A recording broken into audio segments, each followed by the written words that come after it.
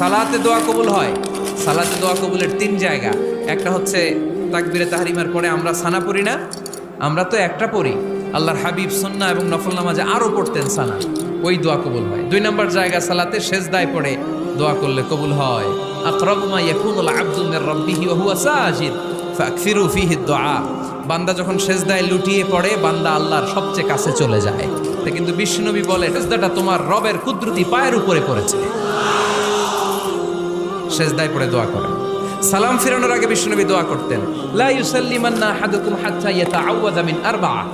আল্লাহর হাবিব বললেন, চার জিনিস থেকে পানাহানা আছে আমার কোন উম্মত যেন সালাম না ফিরায়। তারা যেন পড়ে, আল্লাহুম্মা ইন্নী আউযু বিকা মিন আযাবিল কবর, আউযু বিকা মিন আযাবি জাহান্নাম, আউযু বিকা মিন ফিতনাতিল মাহইয়া ওয়াল মামাত, আউযু বিকা মিন ফিতনাতিল মাসিহিদ দাজ্জাল। আল্লাহ কবরের আযাব থেকে বাঁচাও, আল্লাহ জাহান্নামের আগুন থেকে বাঁচাও, আল্লাহ জীবন